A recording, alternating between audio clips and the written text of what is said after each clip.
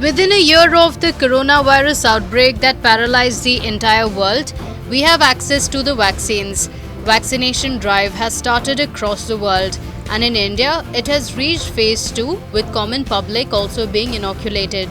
Those getting vaccinated have been advised to take their second dose of vaccine after 28 days. But a new study published in the medical journal The Lancet suggests that AstraZeneca vaccines are more effective when they are taken after 12 weeks of the first dose. Keeping that in mind, should India extend the time gap? We spoke to an expert to get the details. The recent paper by Ramaswamy et al., which was published in the Lancet, the latest one showed a very interesting trend where they showed that the anti-spike antibodies against the spike protein or the neutralizing antibodies, both which was measured after the booster dose. Now this is the prime booster regime that they're using. So the first dose is the priming dose, and 1 month later they gave the booster dose.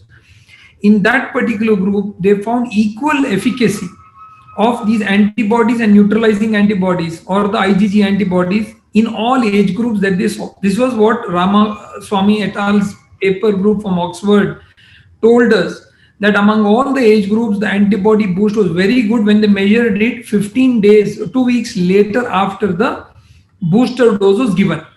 Now, considering that evidence and considering that the protocol that was made, that means the trial design that was made for one prime dose which was given on day 1, then after that on 1 month later, that is 28 days, you give the second booster dose, and thereafter after 15 days you measure the antibodies. Even a fraction of improvement in the efficacy of the vaccines would mean thousands of lives being saved. So should the time frame be adjusted accordingly? Now, when they did a deeper analysis of the numbers across all these studies and trials and the use that has been done, they had a very interesting finding.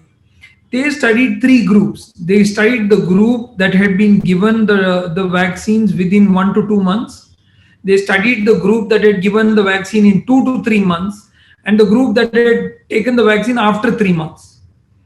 Now, majority of the patients were falling in the subset of the first group. That is the first group that is within the first 1 to 2 months they had taken the vaccine.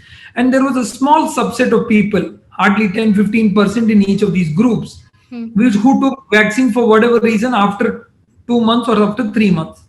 Interestingly, in this study, they found that the first group had an efficacy of 56%.